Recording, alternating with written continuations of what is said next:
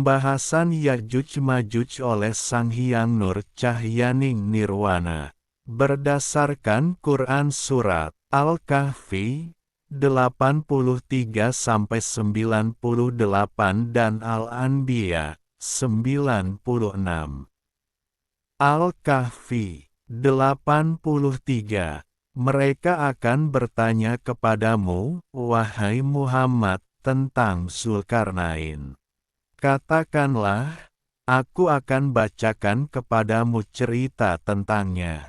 84. Sesungguhnya kami telah memberi kekuasaan kepadanya di muka bumi, dan kami telah memberikan kepadanya jalan untuk mencapai segala sesuatu. 85. Maka dia pun menempuh suatu jalan. 86. Hingga apabila dia telah sampai ke tempat terbenam matahari, dia melihat matahari terbenam di dalam laut yang berlumpur hitam, dan dia mendapati di situ segolongan umat. Kami berkata, hai Zulkarnain, kamu boleh menyiksa atau boleh berbuat kebaikan terhadap mereka. 87.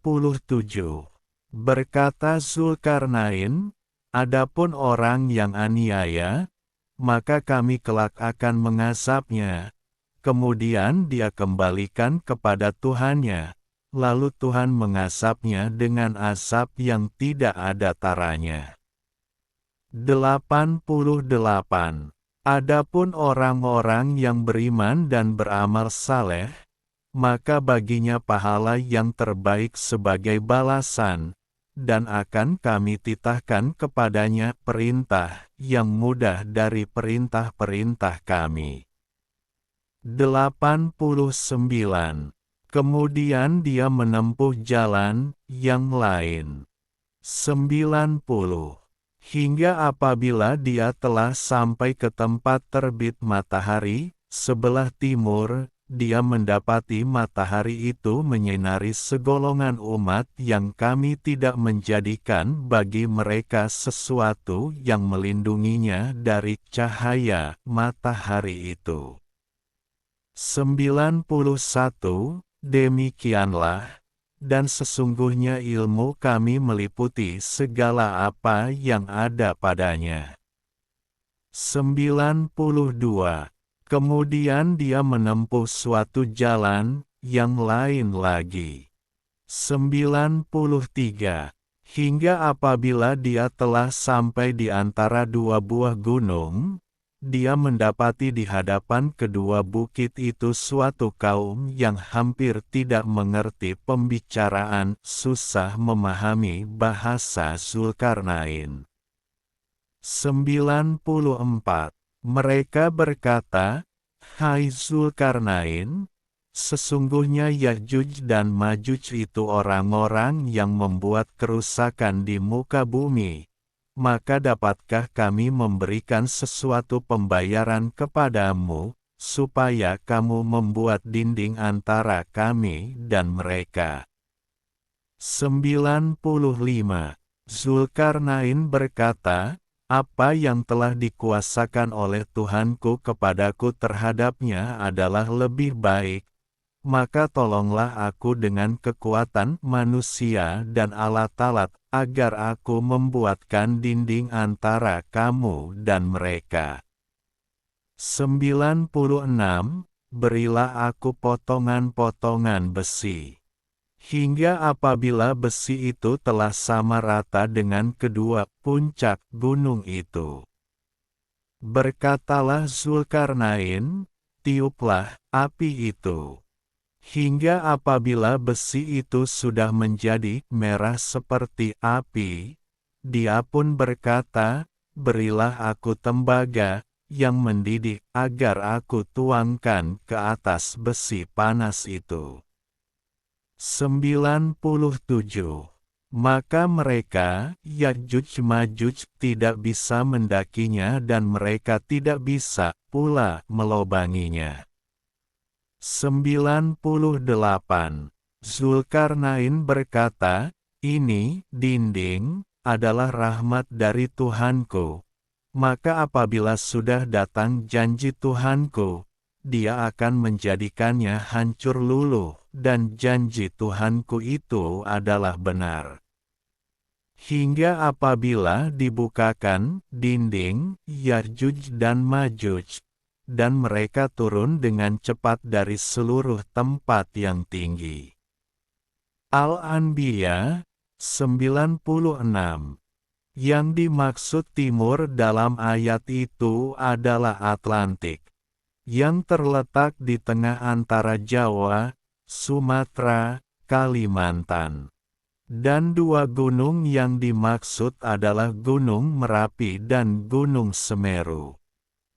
Di bawah Jawa inilah Yarjuj Majuj dikurung, makanya ada cincin api melingkar dari Sumatera, Jawa, sampai Irian Jaya. Itu adalah benteng yang dibuat oleh Raja Zulkarnain.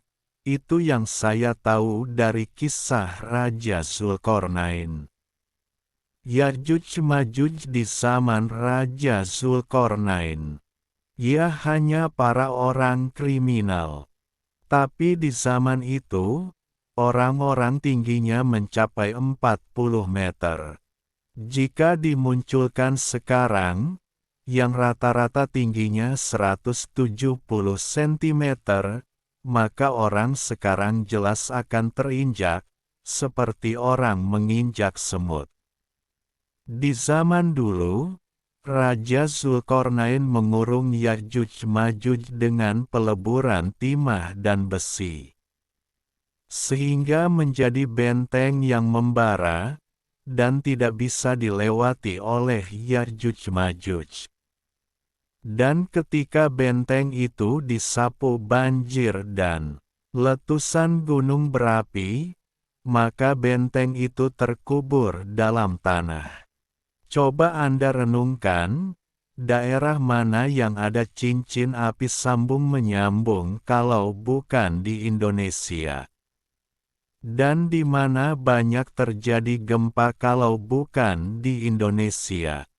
Karena Yarjuj Majuj berusaha keluar dan memukul-mukul bawah bumi, sehingga terjadi keruntuhan di dalam bumi. Yarjuj Majuj itu dikubur di bawah Atlantik. Jika sudah tidak berkumandang azan, maka benteng Yarjuj Majuj akan bisa runtuh di gempur mereka. Jika banyak persinahan, maka lahar buatan Raja Zulkarnain makin membara panasnya mempengaruhi atas bumi.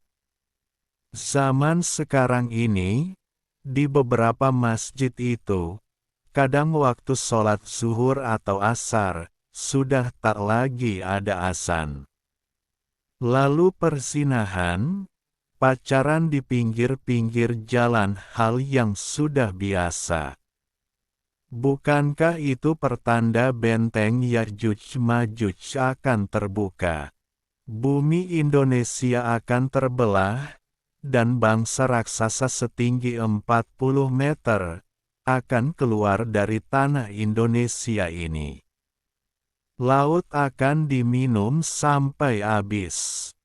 Hutan, hewan, manusia akan dimakan sebagaimana mereka makan pisang.